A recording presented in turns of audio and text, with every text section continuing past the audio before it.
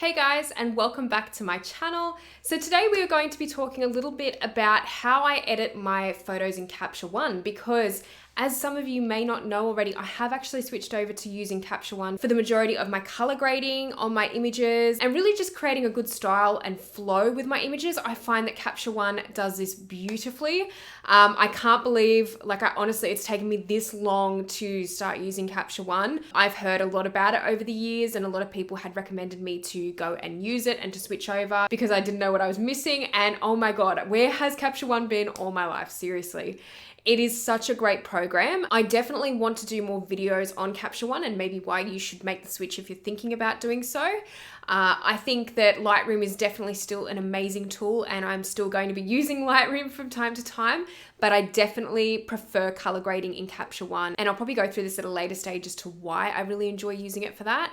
But you guys are going to see a really quick tutorial today of how I've been editing some of my photos using color grading, especially in Capture One, and how my sort of new process is looking with editing, because I used to do a process beforehand where I was editing my images in Photoshop first and doing the skin retouching first, and then continuing on with color grading in Photoshop as well. But my process has changed a little bit now. I find that I'm color grading my images first in Capture One and then bringing them into Photoshop for my dodging and burning and all the rest of the skin retouching. So we're going to get straight into the video, and I'm going to show you guys how I have been switching up my routine lately with editing my photos and how I color grade in Capture One. Okay guys, so we are now in Capture One, and this is going to probably look a bit unfamiliar for most of you who have never used Capture One before. It's a little bit like Lightroom in the way that it has its functions. However, I find that it's a little bit more of an in-depth program, especially for professionals, and I can understand now why people would choose this option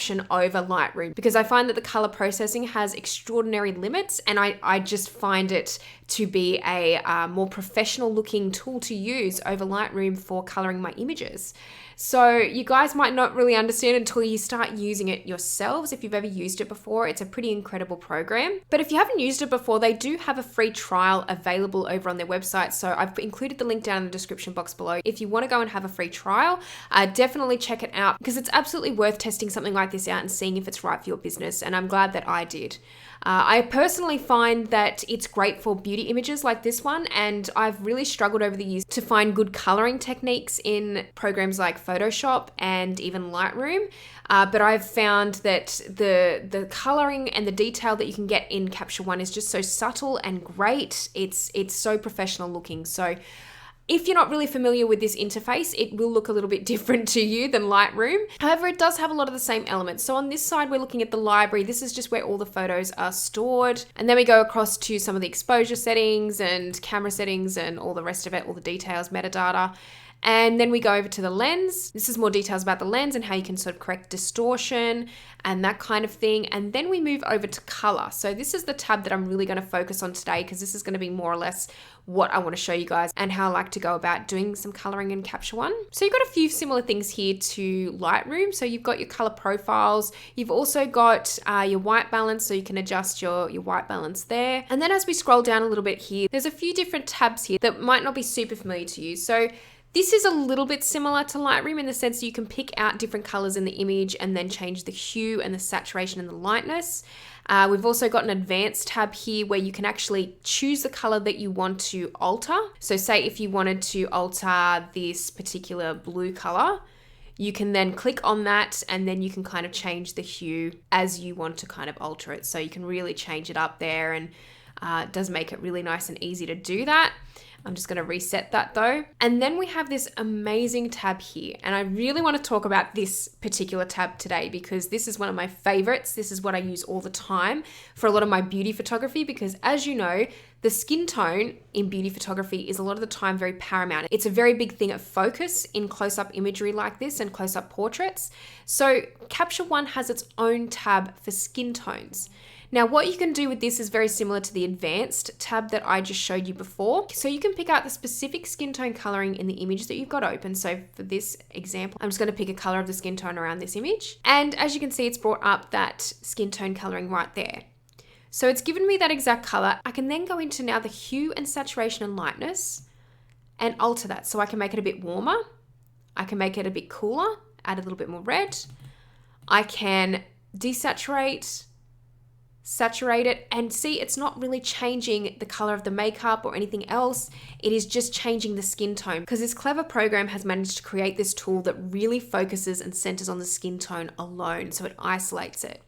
This is another one of my favorites here, where you can bring the lightness down or up. So noticing when I'm bringing it down, it gives a very similar effect to the black and white levels that I tend to use in Photoshop for bringing a little bit more texture to the skin. And it really helps things like freckles kind of pop out a little bit more there. So I really love this tool. I think it is so great in the way that it works. You can make the skin tone a bit softer or a little bit more rougher, depending on what you like for the particular image that you're working on.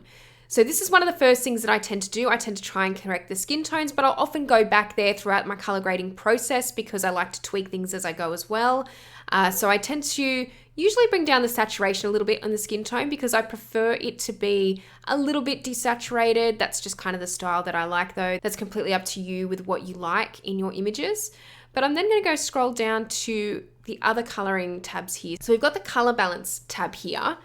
And you can actually go into a couple of subheadings here that has a master. So if I move this around, you'll see that it just adds kind of like a very monotone effect to the image.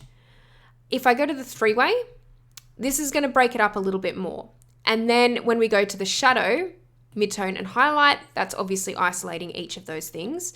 But if we go to the three-way for a minute, you've got the shadow, midtone and highlight just here. So the shadows, I can move this around on the wheel and sort of pick out maybe an undertone that I really like in the shadows. Let's go a little bit cooler. And then I can move the midtones around. We'll go a little bit warmer in the midtones.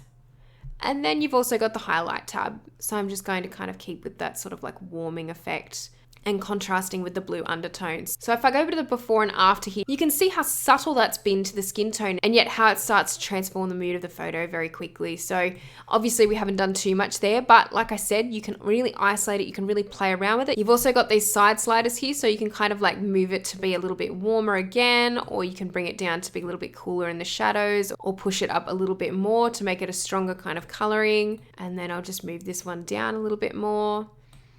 So then when we go to the before and after again, you can really see how much kind of that's added to the image already and how you can kind of really create the color grade that you want. And then I'm just going to go through briefly the black and white tab down the bottom, which is very similar to what Photoshop and Lightroom also have, but you can enable black and white, and then you can also use those sliders if you were looking at a black and white image. Admittedly, I don't use that all the time, but I have started doing a little bit more black and white imagery because it's something that I am interested in doing. But for the majority of the coloring, this is kind of the basic tools that I use here. It's very easy to use, and it's actually so effective with the coloring and the control that you have over the color processing in Capture One. I'm really impressed with, and this is why I've really stuck with using it over the last number of months. It's been nearly 5 or 6 months now that I've been using Capture One to edit my photos. And if there are any images in particular that you want to know how I've color graded them, let me know and I'll try and do a tutorial on them, because I really enjoy going through the process here in Capture One. As I said, it's so easy, and I actually feel like people of many different skill levels can use this program. So we're actually going to go over to the next tab up the top here though, and that's exposure. And this is also going to look quite similar to Lightroom. So you also have the option of doing things like white balance here, your exposure, your high dynamic range, clarity, dehaze, and then you've also got levels and curves here as well as vignetting. So you can still have these sort of tools that you would have also in Photoshop. I'm just going to move around the curves a little bit just to show you kind of like the effect that we're going for here. Just brighten it up a little bit. Not too much.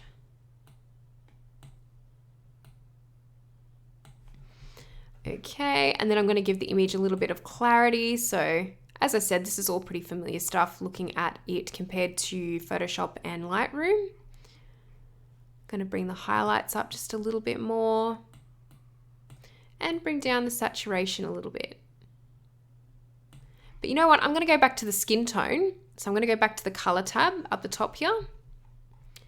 And I'm going to go back to the skin tone tab here because it's just absolutely my favorite. So you can just go straight back into editing it. If you want to add a little bit more warmth to it, you can do that. Or if you want to remove a little bit of the warmth, you can do that too. But in this case, I'm going to add a little bit more. And just kind of like tweak the saturation a little bit. And just kind of make it a little bit darker and a little bit rougher on the texture. And then I'm going to go back to the midtones and kind of like just alter that a little bit more. And then I'm going to go back to the master, because once you've actually split all of those up, you can go back to the master and then kind of begin to add a bit more of a monotone effect. But I think I'm just going to go ahead and just give it a slightly cooler effect there overall. And then I'm actually going to go back up to the advanced tab here again next to skin tone, and I'm going to pick out the blue, and we're going to bring that saturation up a little bit because I don't want to lose the saturation there. And I love that I can just click on that and it just so easily does it. The only thing I will say is it is a little bit hard when you've got similar colors to the skin tone sometimes. So if you do have a pink like this, it's a little bit harder to isolate that and get that coloring saturated as you want without affecting the skin tone because it is so similar.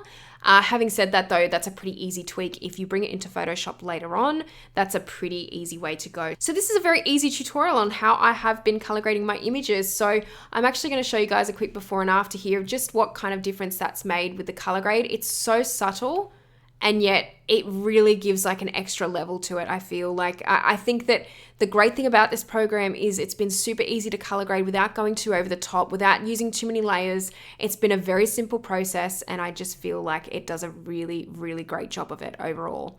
So I've been really happy using it. I'm going to continue using it, and I'm going to continue doing some more tutorials on it if it's something you're interested in. If there's any other tutorials that you want to see with Capture One, please let me know. If there's anything you want to know in particular, just make sure you put your requests in the comments section. The last thing I'm actually just going to show you guys though, just quickly, is some styles. So I know you guys are probably interested in about presets and things like that. So Capture One have their own type of presets called styles. And there's actually some that I've made here, but I'm just going to go through some of the built-in ones here as well. So we're actually going to go just onto this image here, and I'm going to go through some of the styles that are built in. And I have to say, I was not very impressed with Lightroom's built-in presets, but I was very impressed with Capture One's built-in presets. I've actually used some of the built-in ones to color grade a couple of my images and really build upon that myself, but I've used them as a base, which has been great because I would never usually do that. But these are just a couple of the built-in presets. This particular one, Fashion, is a great one if you just want a very simple look with your images, and especially for a lot of fashion images, and I can tell why they've called it Fashion for that reason. There's also a few color effects here that you can kind of go through. There's a group here called Skin Effects, which are amazing. If I go through some of those now, you guys can see. But I love these golden ones. Like, some of these are great on different imagery, and I really, really like how they look. There's also some spring titled ones here, so obviously they all have a very different effect. But one thing that I've noticed about a lot of the built-in styles is that they really do keep the skin tone in mind with a lot of them, which is unfortunately what some presets don't do. The last ones I'm just going to show you guys though as well are just some of these ones here. There's some more built-in presets, and I just think that some of them are great. Some of them are really great with bringing out detail in the skin and really bringing out some nice warm colorings and things like that. So I've been really happy with how everything has gone with using Capture One. As I said before, really simple to use, but also a great, powerful tool to color grade your images. All right, guys, well, I hope you enjoyed this easy tutorial today on how I color grade some of my images in Capture One. There's really not too much to it, but I wanted to go through a couple of the tabs if you guys have never used Capture One before and are maybe a bit intrigued as to how it all works or how it looks compared to Lightroom. If you want to see more videos like this one, please let me know in the comment section below, because I'd love to do a few more tutorials on Capture One. And if there's any photos, as I said before, that you want me to do a tutorial on that I've posted recently, then please let me know as well in the comment section. But thank you guys so much for watching this video, and I will see you in the next one. Bye!